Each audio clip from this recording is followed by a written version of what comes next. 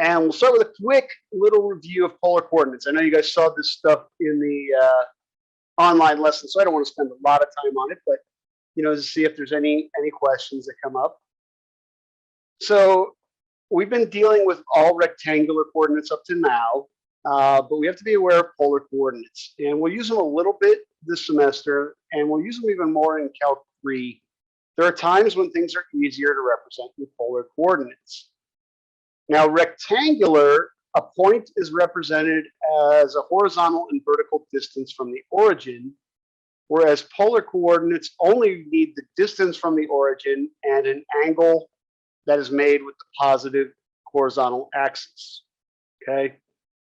So what this looks like, we're very used to points having an X and a Y. Right, so we would go out to some point X, go up, and we'd have some Y. Well, in polar, we use the radius and the angle it makes with the positive x-axis. It will allow us to do some things easier in math than it would in rectangular. We'll talk about some examples of that. Now, all of our transformations come from right angle trig. All right, so nothing here should feel too new. Let's talk about where everything comes from. X is r cosine theta. Well, why is that? Well, remember, whoa, sorry about that. It came out a little big. X is over here. Cosine is adjacent over hypotenuse, right? So cosine theta is x over r. Multiply the r, and that's how you get that transformation. Similarly for sine, it's the opposite. We have a right triangle. Pythagorean theorem tells us that x squared plus y squared equals r squared. If you want to solve that for r, you get square root of x squared plus y squared. And lastly, to get the angle, we look at tangent of y over x. Tangent relates the opposite over the adjacent, hence this formula here. Okay, so nothing crazy going on here. It's really just right angle trig. And, we're not going to spend any time on this because you did this in the lesson, to go back and forth. It's pretty easy to go from polar to rectangle. All you do is plug in your 5 for r and your pi over 6 for theta to get your point. Where things get a little bit interesting is when you have to go the opposite direction. So let's do this second one just for a little bit of practice, because there's one thing I want to point out. You're not going to have to do this a lot, but we might have to find endpoints of a graph. So let's talk about how we move a point this way. All right, so we've got the point -4, 5, which would be roughly about right here. And let me get my calculator open because there's something I want to show you in there.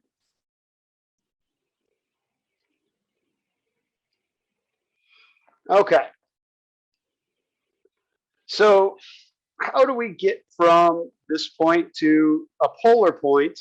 Well, we need two things. We need the distance r, and we need the angle theta. And we saw from the Pythagorean theorem, r squared equals x squared plus y squared. And we're using that point there. Let's set it away for a minute. Bring that back up when we need it. So r squared equals -4 squared plus 5 squared. So we have 16 plus 25, or we're getting that r squared equals 41. So r equals square root of 41. Not too difficult there. So if we're converting this over, we have square root of 41. And now we need the angle. And there's one thing I want to show you with the angle. Now we know that from a right angle trig, tangent of theta equals the opposite over the hypotenuse. This is -4. This is 5. So opposite is 5. over -4.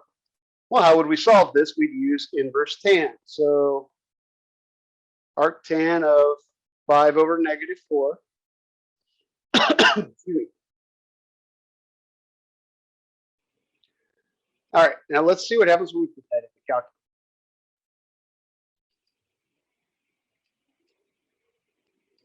So tangent of, we can put the negative out front. Notice I get -0.896 radians, or for this example, let's go ahead and use degrees, because there's something I want to just make sure we really get down here. So if we did it in degrees, -51.34 degrees. Well, measured from the positive horizontal, that puts me here. That angle there, roughly, there's our -51.34 degrees, or the -0.896 radians. We're not in the fourth quadrant, so it's really important that you know what quadrant you're in. Now, what we do know is if that angle there is 51 degrees, then this angle right here is 51.34 degrees, or 0.896 radians. All right, so what we do have is a reference angle we can use to find ours. In degrees, we would do the 180 minus that. Well, I guess since it's negative, we could actually go ahead and add it. So plus that answer. So that would be our angle in degrees. So 128.6598 degrees. But typically, we're going to represent our angle in radians. Unless we're told otherwise, we'll always be in radians. So I'm going to go ahead and go back and change back to radians. I just want to do degrees so that we can make it really obvious we're not in the right spot. All right. So now if we go back, now we're in radians. Again, we know it's not in the right spot. It's okay. This is just the way arctan works. Arctan is limited between -π/2 and π/2. We have to turn it into a positive angle. So in this case, we could do that by taking 2π and basically taking off our reference angle, or since it's already negative, we can add it. So we know that our angle is 5.387 radians. And that's the one we would use in our point. Again, unless you're told otherwise, angles are always in radians. So I wanted to go through that just because that's a common thing that happens on these kind of problems, okay, for converting points. And depending on what we're going to be doing, we might have to convert points. We might not have to. Now, let's take a look at some polar curves. So I've got some here in Desmos for us to look at. Now, again, one of the nice things is some graphs are easier to represent in polar coordinates. For example, the graph of r equals 2. Well, if we were to think about what that is, that's the set of all points that are 2 units from the origin, which gives us a circle. This is a much easier way to graph a circle than even parametric. A circle is not a function, so we can't graph it as a function. We know from our conics that x squared plus y squared equals r squared. But that's a little more complex than just r equals 2. So for a circle, it becomes much easier to graph in polar. Now, what if we let r vary? So for instance, r equals theta. Because now what's going to happen, as theta increases, r increases. So if we think what's happening, our radius is getting bigger as we go around. We get a spiral. Something we certainly could not graph in any other system. We might be able to come up with in parametric extensions, but it's not easy in, let's see, in polar.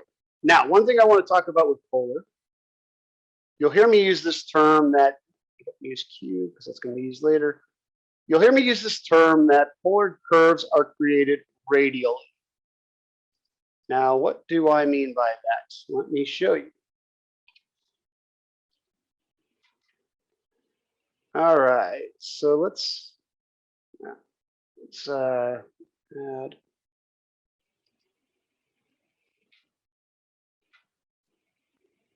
Actually, we'll just use one of the existing ones. So what do I mean by it's built up radially? Well, what I'm doing is I'm going to let theta vary from 0 to c because I have a slider here that allow me to vary c. Watch the way the graph is created as c increases. It's created radially in a counterclockwise fashion. All right, that's going to be really important in determining limits, more so when we get into the next section when we're doing areas and arc length. But that's what I mean when I say these graphs are created radially. Let's do that again. So as theta increases, R increases, and notice it goes counterclockwise. That's always the case, just like the way we measure our angles in trig, quadrant 1, 2, 3, 4. Polar curves are created the same way. All right. I know, guys, if you have questions as we're going through this, as always, feel free to ask. We're going to look at a few other curves. So R equals A sine theta. Now, right now, A is set to 1. So this is just the graph of sine theta. All right. Notice what it makes. It makes a circle, but not centered at the origin. So it makes a circle at 0, 1. So this is another way of making some of our conics. Now watch what happens as A varies. We get a larger and larger radius. We make it negative, it goes below the x-axis. So having just our single trig function will make a circle, just not at the origin. Same thing with cosine. We'll play around with a little bit here.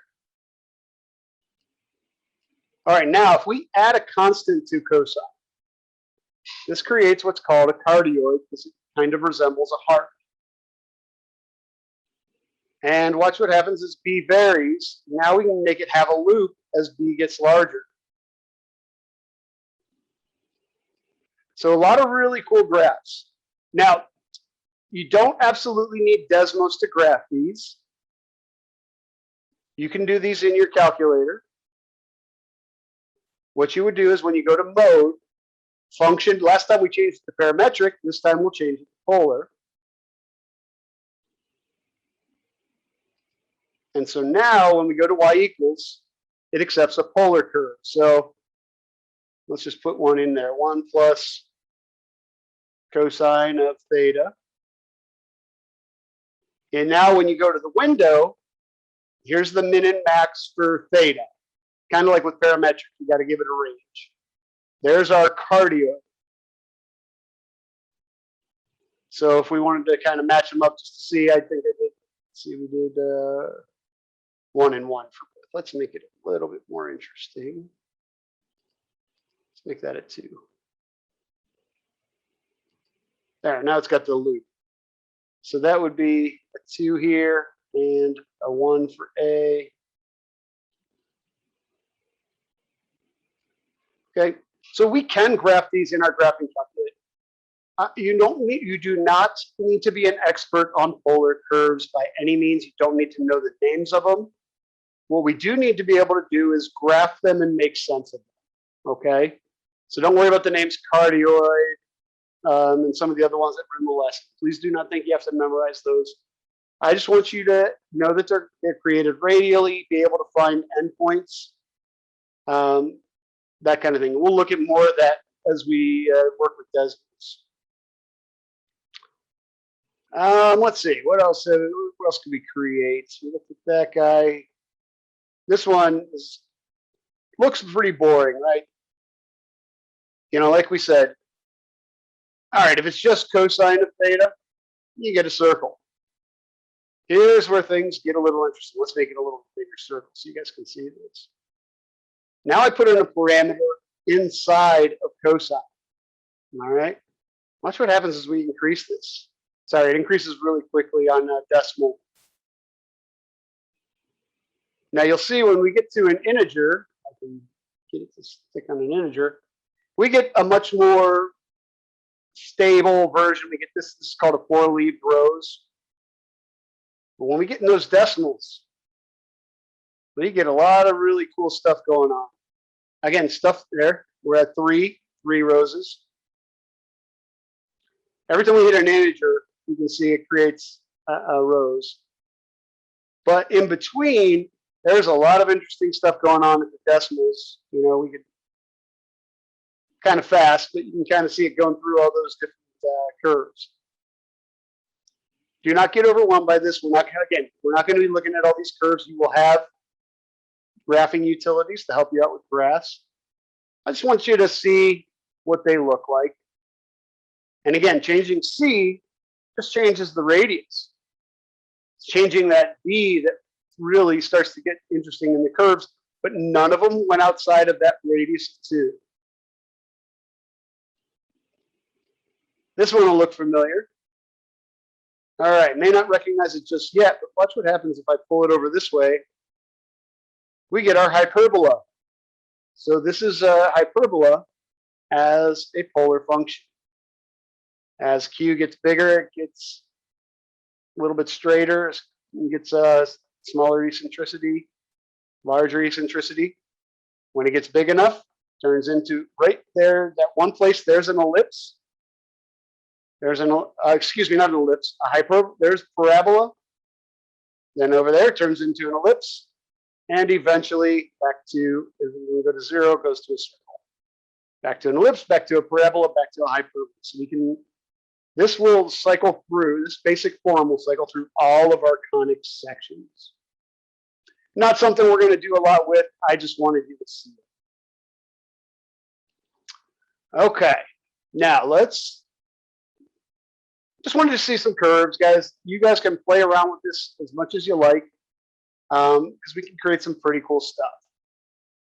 Let's get into doing some calculus with these. And like I said, feel free to ask any questions. I'm gonna do one. It'll be kind of like last time. I'll do one, and then you guys will do one. All right, so I'm gonna do this guy here. Now again, remember I said it's grown radially. So I put a slider on there so you kind of see it created. So there's the curve. We're going to look at finding a tangent line for R equals, probably shouldn't, well, 2 minus 4 sine theta. We're going to find a couple tangent lines. Let's talk about how we do that. So what I want to do is bring up the lesson for today real quick and show you how we're going to use that to help ourselves. So here is our lesson for today. We'll go to calculus polar coordinates. This first part, guys, is using parametric equations to derive a formula for the derivative. You don't have to do this every time. It will absolutely work, but you can go right to the final version of the formula. This is not something you're going to have to memorize for an exam, so feel free to keep this with you at all times on your note sheet. Let's bring it over here so I'm not going back and forth. So basically, dy dx in terms of polar is going to be given by dr d theta sine theta plus r cosine theta all over dr d theta cosine theta minus r sine theta. You do not have to derive it again. The derivation's here. Where it comes from is all right here, leveraging what we did last time in parametric equations. All right, so we already know what R is. We also need what dr d theta is. So we go, basically we just take the derivative of this guy. So dr d theta is the derivative of this with respect to theta to 0 minus 4 sine theta. The derivative of that is minus 4 cosine theta. So what does that make our dy dx look like? Well, we substitute in because we want this to all be in terms of theta. So dr d theta gets put in. So minus 4 cosine theta, sine theta. And we also plug r in. So 2 minus, whoops, forgot 4, excuse me. Minus 4 sine theta, cosine theta.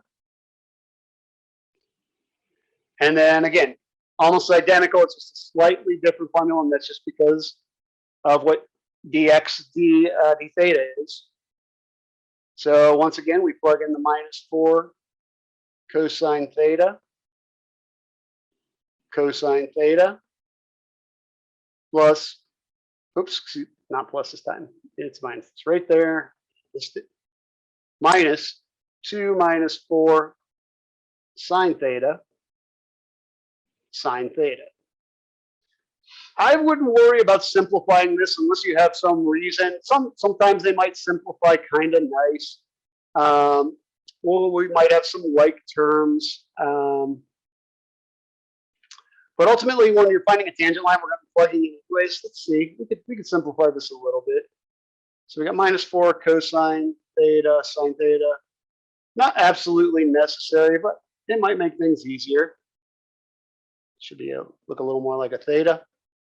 Plus 2 cosine theta. And then when we distribute to this guy, we'll have minus 4 sine theta, cosine theta. That's going to be, we'll be able to combine some like terms there. On bottom, we got a cosine and a cosine, so that becomes minus 4 cosine squared theta. And if we want to distribute the sine, we're going to have minus 2 sine theta, because the minus from here, the sine from here. And then distributing here, we're going to have plus 4 sine squared theta. So we'll combine these like terms up in the numerator. So minus 8 cosine theta, sine theta, plus 2 cosine theta. Again, guys, I don't see this as a necessary step. Unfortunately, we have opposite signs here. Otherwise, we would have had a cosine squared plus sine squared, which would have been a nice Pythagorean identity, but it doesn't quite work out for us. All right. That's about as simplified as we're going to get. All right, I'm going to do a couple different tangent lines, and we'll check them graphically. First one we'll do, let's see.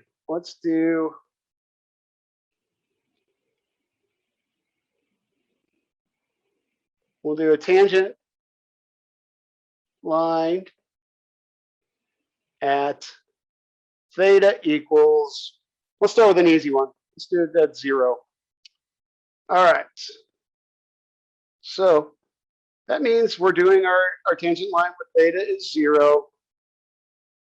Our point of tangent C is going to be like right in here somewhere. You can really see the graph. Okay. So two things we need for a tangent line: slope and the point that it goes to. Slope is going to come from our derivative. So basically, our m is going to come from plugging in 0 for our thetas. So minus 8 cosine 0 sine 0 plus 2 cosine of 0.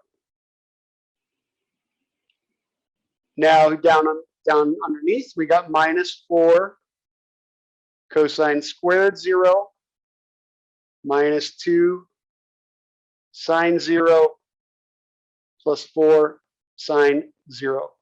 Guys, when you're doing this, because you guys are going to do this in a little bit, have your unit circle available. It'll make it easier than dealing with decimals, actually. I know it may not seem like it, but it will. Sine of 0 is 0. So that's 0. That's 0. That's 0. So when all's said and done, I've got 2 over a negative 4, because cosine of 0 is 1. So cosine squared of 0 is 1. Negative 1/2. Well, it looks like if this is our spot, it looks like a negative slope makes sense. The other thing we need is a point that it goes to. Now, the way we get that, remember that x equals r cosine theta. I don't know why it did that. X equals r cosine theta. Y equals r sine theta. And basically our r, again, comes from here. And cosine, and theta is going to come from where we're finding our tangent line at 0. So we have 2 minus 4 sine theta times cosine theta, and 2 minus 4 sine theta sine theta. Now, sine theta is still 0, so this is going to come out as 0. Cosine theta is still 1. This is 0. So we have 2 times 1, or 2. So there's our point. The point 2, 0, which makes sense. We were looking at it about right here. So finally, we put together our tangent line, y minus 0 equals negative 1/2 times x minus 2. We don't really need the minus 0 there. There's our tangent line. Negative 1/2 times the quantity x minus 2. And there it checks out. We've got our tangent line. All right. So that's basically what you're going to do to find the slope and the tangent line. And you can use Desmos to confirm. I don't want to take up a lot of time on this because now you've seen one. But if you were to do, just because if we were to do one at, say, theta equals pi over 6, I'm using the same derivative. I don't have to do any new work. All I need to know is what cosine and sine are at pi over 6. So minus 8, cosine at pi over 6 is rad 3 over 2. Again, this will come from your unit circle. Feel free to have it right next to you. Sine at pi over 6 is 1/2. Cosine, again, is rad 3 over 2. So 2 times rad 3 over 2. And I want to show you why this is better than using decimals, in my opinion. Minus 4, we already said cosine is rad 3 over 2, just getting squared now. Minus 2 times 1/2. Look at all the canceling that's going to happen. Plus 4 times 1/2 squared. All right. Watch how quickly this will simplify. Right here, the 2 and the 2 will reduce the 8 to a minus 2. And this 2 and 2 will cancel. So I have minus 2 rad 3 plus rad 3, which is just simplifies to minus rad 3. On bottom, this 2 times 1/2 is 1. 4 times 1/4 is 1. Minus 1 plus 1. We have a minus 1 plus 1. Those cancel. So on bottom, what do we have? This is going to be 3/4 times a negative 4. We have a negative 3. Those are both negative, so it's positive. So our slope is rad 3 over 3. And very similarly, when we go to find our point, it's going to be the same as before. You're going to plug pi over 6 in for here. And you end up getting, because pi over 6 makes sine 1/2, 2 minus, well, 4 times 1/2 is 2. Both these end up having 2 minus 2 in them. Our point just ends up being 0, 0. So our tangent line is at 0, 0 with a slope of rad 3 comma rad over 3. And there's our tangent line. and it works perfectly. Now, there are two tangent lines at this point, which is something you're going to encounter in the worksheet, which is actually pretty cool. And so how do I know that this one came at pi over 6 and isn't the other one? Well, pi over 6 is roughly about 0.5. So look at when I'm at about 0.5. That's when I'm at this point. I don't get back to that point until theta is about, go all the way out here. Oops, I already passed it, sorry.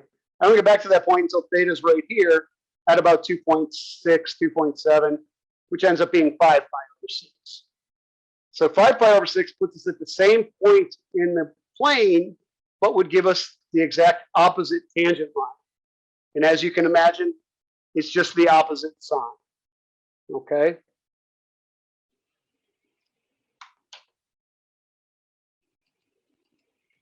All right, I'm putting the worksheet in chat so you guys will have a copy.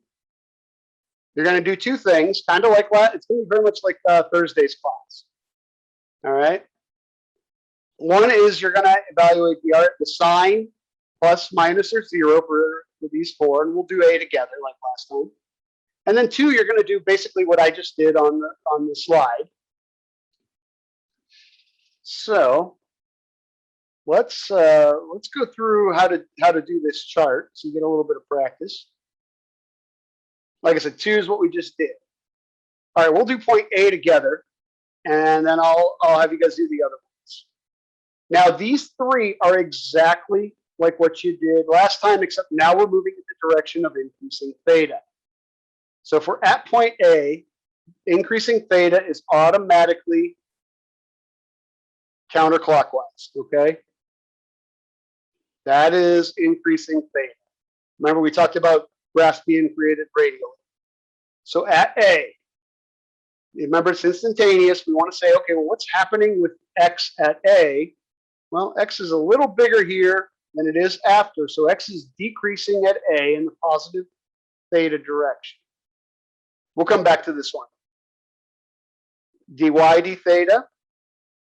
Well, as we move in the positive theta direction, we can see that y is increasing because we're going up. And for some reason I put a plus there and I don't know why. I said decreasing. So we have minus there, plus there. dy dx is a tangent line. If we imagine a tangent line there in our regular rectangular coordinates, we can see it would have a negative slope. Well, divide this by this, positive over negative is negative, so all that lines up. All right, now let's talk about dr d theta. This talks about the distance to the origin. Now at A, since we're on the x-axis, that distance to the origin is the same as x. So these are going to have the same sign. Where it'll get interesting is you're going to have to think about it at some of these other points. You know, is r changing? If it is it getting bigger or smaller as you move radially? Okay. So I want you guys to do the other 4 points in your groups so you can fill in your chart. And then see if you can find a tangent line at these 2 points and graph in Desmos to check.